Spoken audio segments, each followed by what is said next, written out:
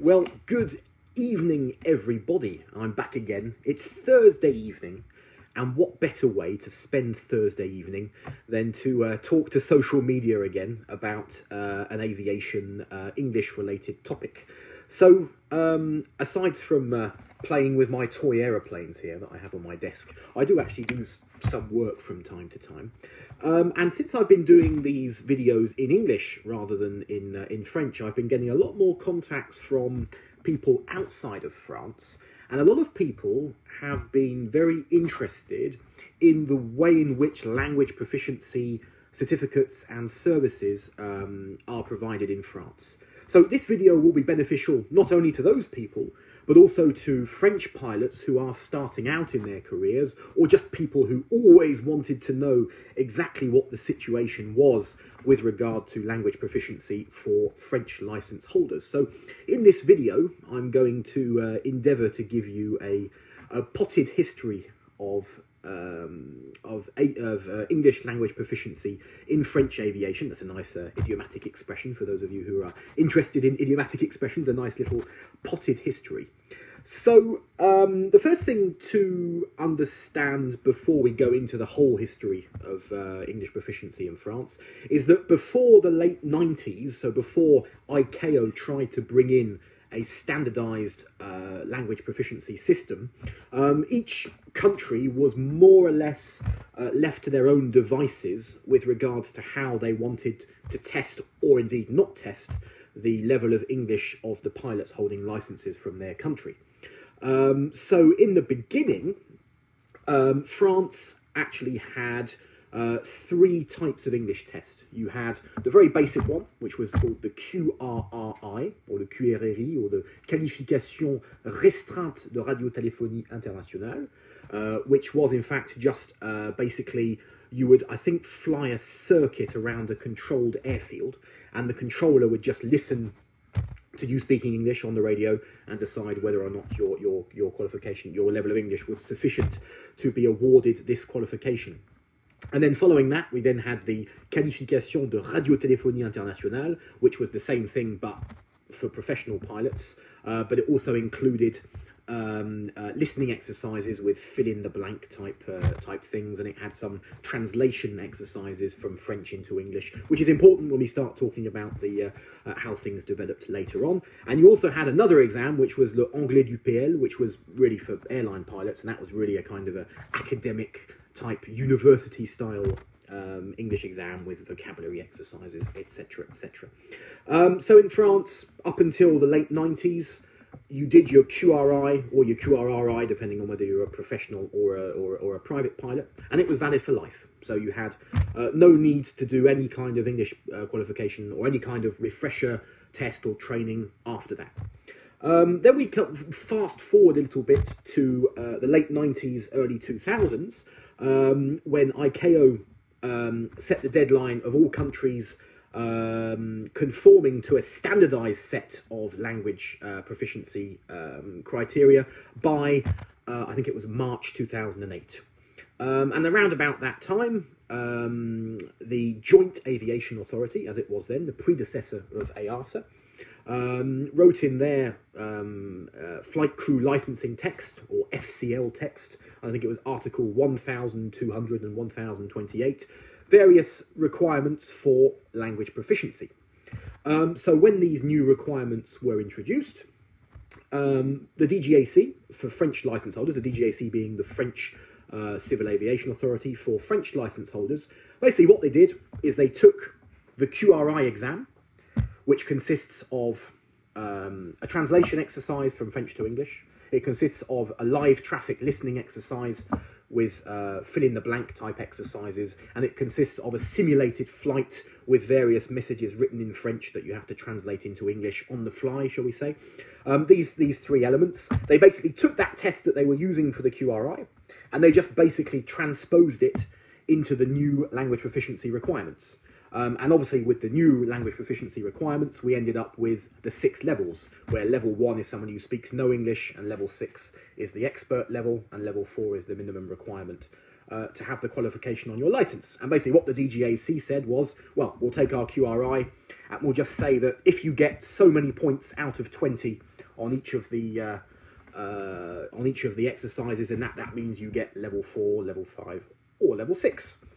So this came to be known at the time as the FCL 1200, I think for VFR, and then the 1028 for IFR, or perhaps the other way around. But the name of the regulatory text actually became used to actually refer to the exam, whereas in fact it's just the text requiring pilots to do an English exam.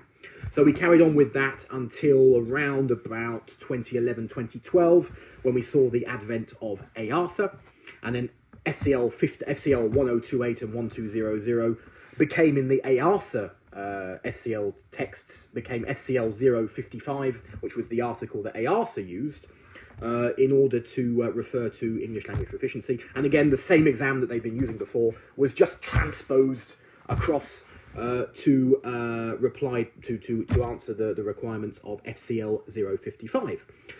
So by 2013, we now have all ARSA countries who are responding to the requirements of FCL 55 in terms of English language proficiency, but each country is more or less left to do it in its own way. So again, the DGAC decided to keep its old QRI style exam, whereas other countries decided either to delegate the testing to independent companies, to name individual language proficiency examiners, or to do as the UK did when they were part of ARSA, and to allow so-called informal assessments, whereby a flight examiner could just talk to somebody and have a cup of tea for 5 minutes, and you'd get your level 6.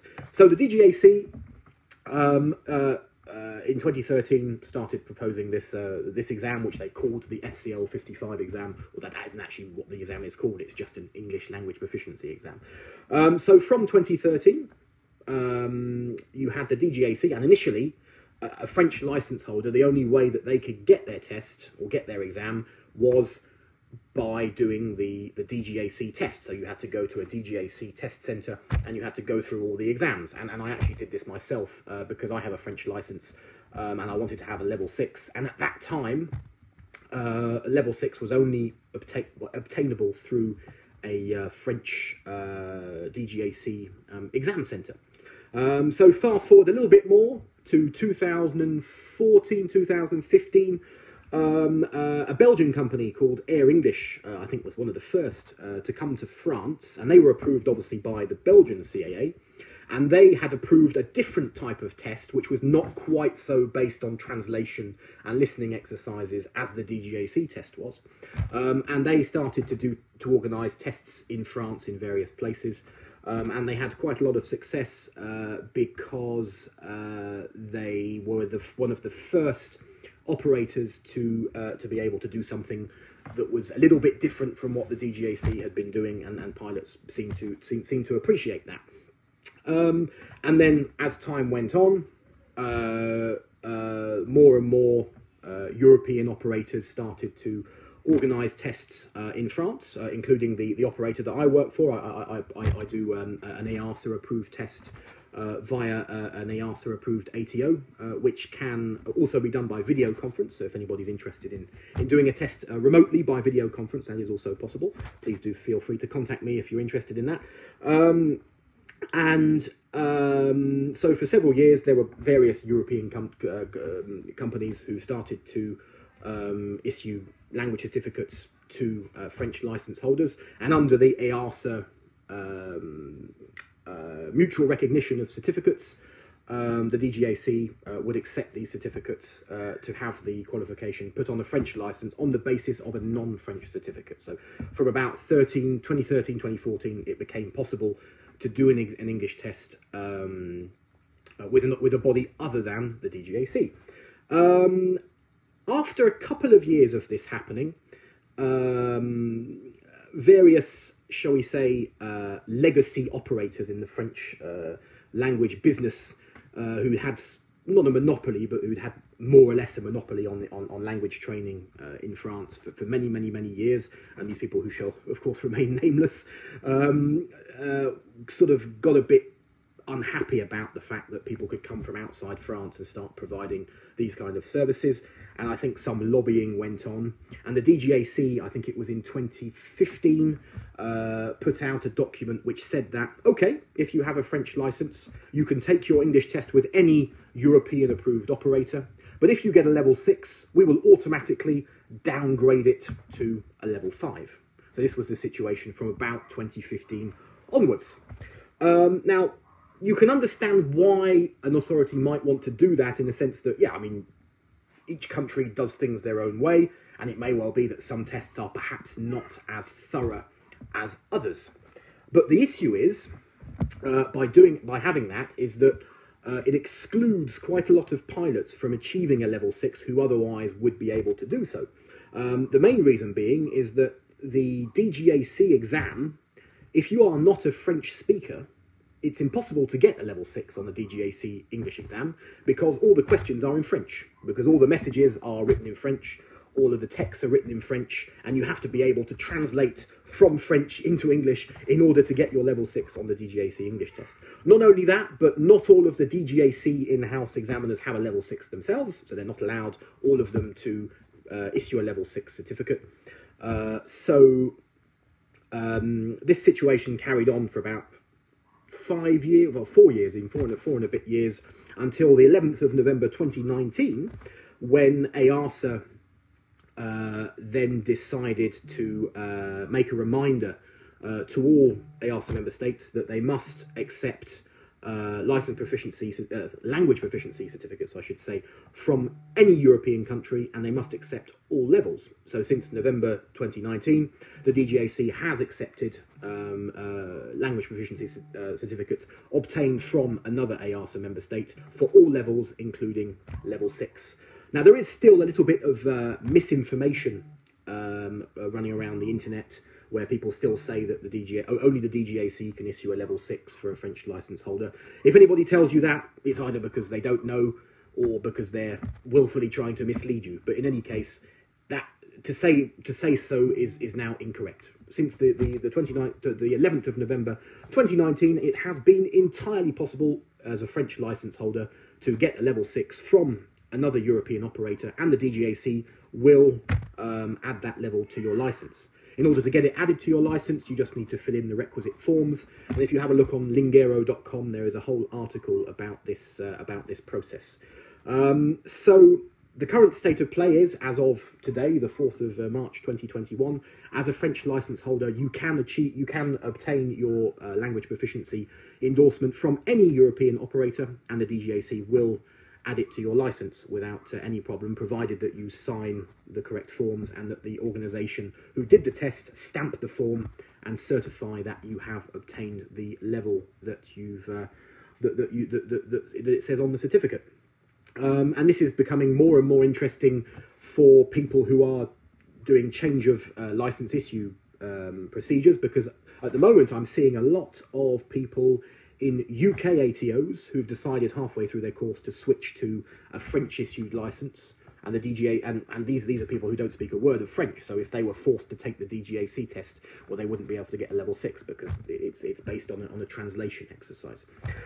So yeah, the current state of play, as I said, is that you can take your English language proficiency test with any European approved body, including myself. As I said, I work for a body which is able to issue EASA language proficiency certificates, and we can also do it remotely.